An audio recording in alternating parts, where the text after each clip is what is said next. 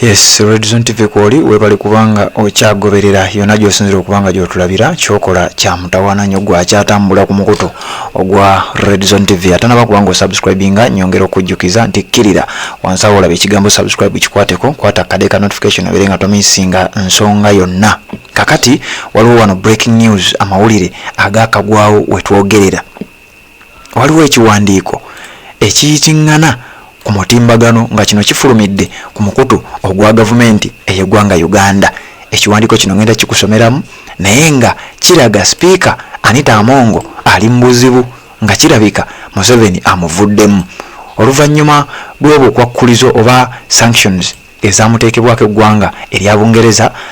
Ekiwandiiko kifulumye nga kiraga nti Museveni yeewuunyiza okulaba nti Anita Amongo ayina ebyobugagga mu ggwanga erya Bungereza. Jukira oluvannyuma lw'ekiwandiiko ky'eggwanga ya United Kingdom ekyatambula nga kiraga Anita Amongo bamutaddeko sanctions ez'enjawulo ne banne abasatu babateekako sanctions okubeera nga tebakkirizibwa kubeera nga balinnya ekigere mu ggwanga erya Bungereza.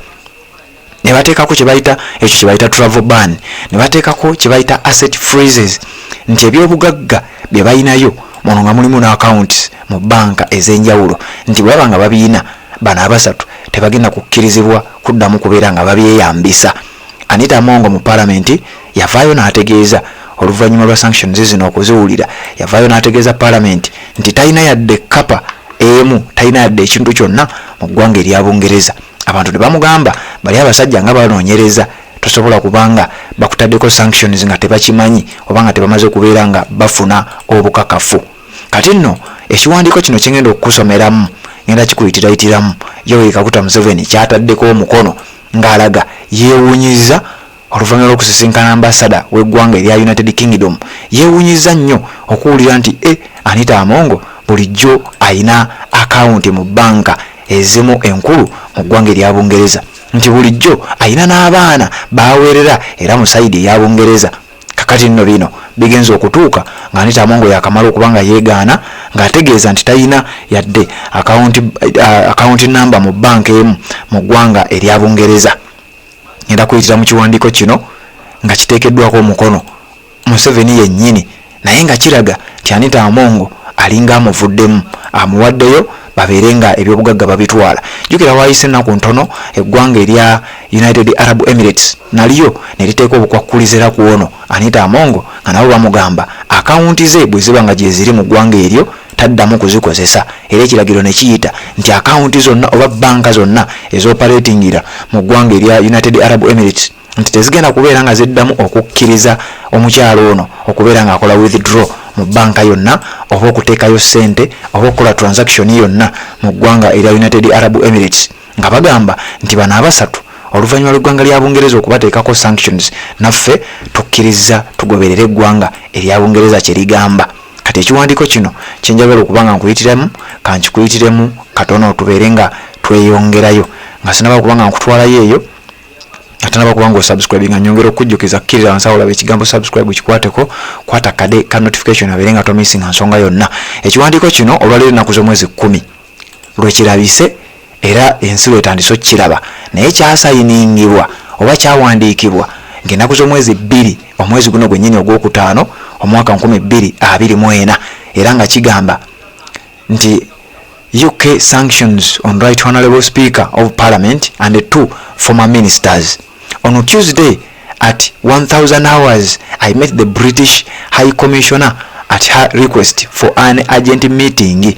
Nti ku lunaku olwokubiri nasisinkana eyandibadde nga ambassador oba omukungu okuva ku embassy ey'eggwanga lya Britain mu ggwanga Uganda bwe yali ansabye tusisinkane mu bwangu obw'ekitalo. Nkuyitira mu kiwandiiko Yoweri Kaguta Museveni kyataddeko omukono ekiraga nti Anita Amongo bemubijjidde. Ne bagenda maaso nga bagamba the meeting was at Nakasero but I was on my way to Entebbe for other meeting. I therefore did not have time to discuss with anybody the issue. Nti meeting we baali bagiyitidde nali mu kkubo nga ngenda Ntebe nga nva Nakasero naye ate nga meeting yali ina kubeera Nakasero, n'olwekyo ku olwo saasobola kubeera nga nsisinkana omuntu yenna okudiscussinga ku nsonga eyo. The High Commissioner told me that they intended to sanction the Honourables Kitutu and Nandutu. Ndowooza bano sijja bikumalirayo bino ngera kunoonyezaamu key issues zendowooza zewetaaga okubeera ng'omanya mu kiwandiiko kino. Wano ngenda kutwalako maaso wano ng'agamba the accused are not yet convicted. How do other countries come into this matter? Attorney General advice. She also told me about sanctioning the Right Honorable Anita Among. I said why? Nti High Commissioner oba omukungu okuva ku embassy ey'eggwanga erya UK mu ggwanga Uganda yaŋŋamba nti ku bantu betutaddeko obukwakulizo ne speaker wa parliament yammwe Anita Among kwali nti Museveni n'amubuuza lwaki. She said that Anita Among has got a house or houses in UK and has got bank accounts. Oshitegedde aina ennyumba oba amayumba mu ggwanga erya United Kingdom. Ate takoma okwo aina accounts ez'enjawulo mu bank era ez'enjawulo mu ggwanga erya United Kingdom. Wano oba otegeddewo bulungi.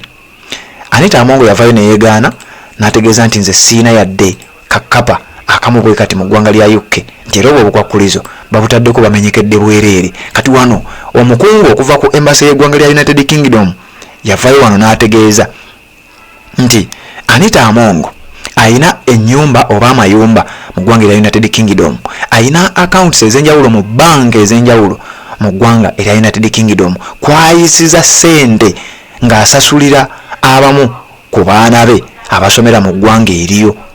Okitegedde?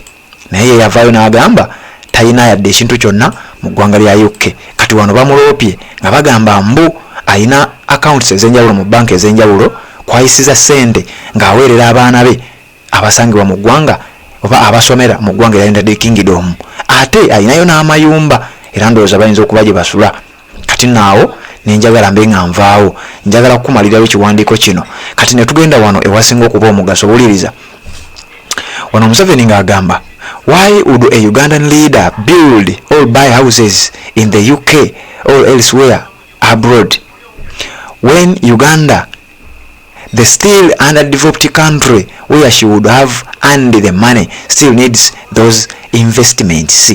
Uliya statement eno weegamba nti lwaki omukulembeze ali ku ddaala eryo nga Anita Among, wano nno Museveni yayogera, yandibadde akwata ssente agenda agula ennyumba mu ggwanga lya UK oba mu ggwanga eddala lyonna ebweru wa Uganda, ng'ate Uganda ensi yaffe ekyakula ekyetaaga ssente ezo ate ng'ekyayina ebifo by'osobola okuba ng'oteekamu ennyumba ezo. Lwaki sipiika okwata ssente ogenda ogula ennyumba mu ggwanga erya UK era bulijjo oyinayo n'ennyumba? It would definitely be moral and ideological mistake. I therefore told the High Commissioner that the Ugandan government would demand from the UK government more information about this.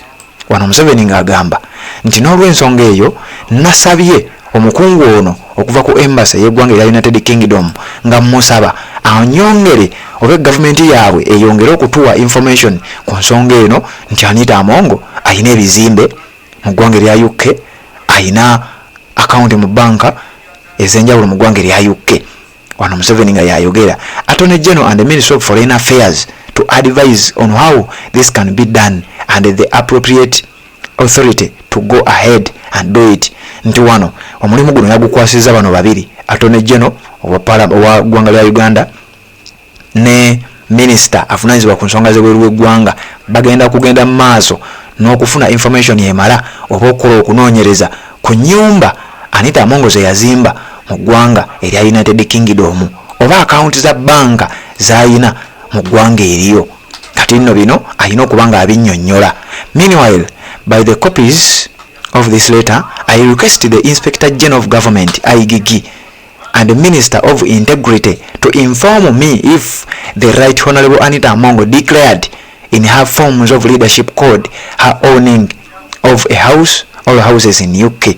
Tino uliya wana ebizibu Anita Among byayolekedde nti wano Museveni ng'agamba nti yalagidde Bunambiro era yasabye IGG onabeera Inspector General of Government oba kalabalaba nga mu budde buno bamuyita Betty Kamya ne Minister ow'ensonga z'omunda mu ggwanga bamufunire information ku Anita Among, bamubulire oba ddala ebyobugagga bino byalina mu ggwanga lya UK yabidikire yalinga oba nti gavumenti ebimanyiiko. Singa kizuulibwa nti gavumenti tebimanyiiko ensonga zigenda kuba ndala.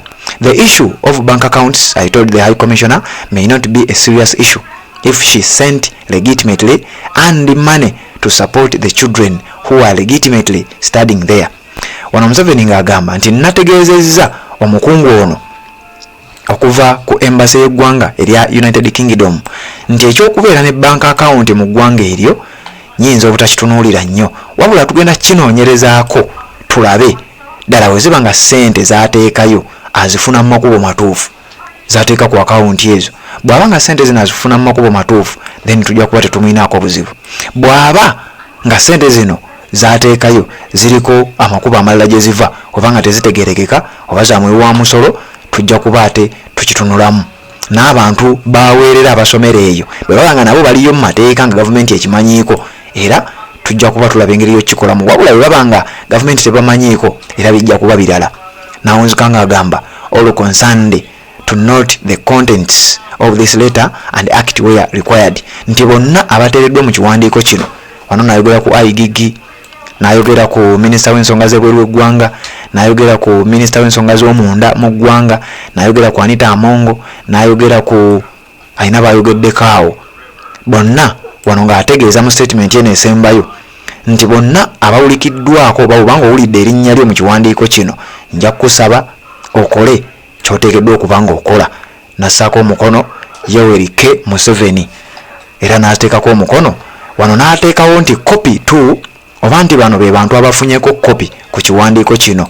Yawaddeko Right Honorable Speaker of Parliament oyo nga Anita Amongo, yawaddeko Attorney General oyo naye n'afunako copy, yawaddeko Ambassador amanyiddwa nga Misha Madivani yafunyeeko copy, n'awaako Inspector General of Government IGG oyo nga Betty Kamya naye yafunyeeko copy, n'awaako Minister of State for Integrity naye n'afunako copy ku kiwandiiko ekyo. Era nga kiraga nti Anita Amongo obuzibu bwayolekedde bw'amaanyi ddala, era alina okubeera nga ayanukula ensonga ezo. Jjukira nga bwe nkugambye nti sipiika yavaayo n'ategeeza nti talina yadde ekyobugagga ekimu yadde kakapa mu ggwanga erya United Kingdom, wabula Museveni agamba nti nnyabo ebyobugagga obiyina era tugenza okukizuula ng'obiyina, ate gavumenti bwebanga tebimanyiiko kaba kaweddemu. Kati nno eyo y'embeera eri ku nsonga ya sipiika Anita Amongo ku nsonga eza sanctions ezamuteekebwako. Tuwuliziganye mu updates eziddako. Bw'oba tonaba kubanga osubscribing nja kukusaba kkirira wansawo olaba ekigambo subscribe kikwateko, okwate kade aka notification, ojja kuba tomissinga nsonga yonna. Njagala kubanga nkusaba ogende mu comment section teekamu obubaka ate olayikinge, kubanga gy'okoma okulayikinga information gy'okoma okubeera ng'etambula.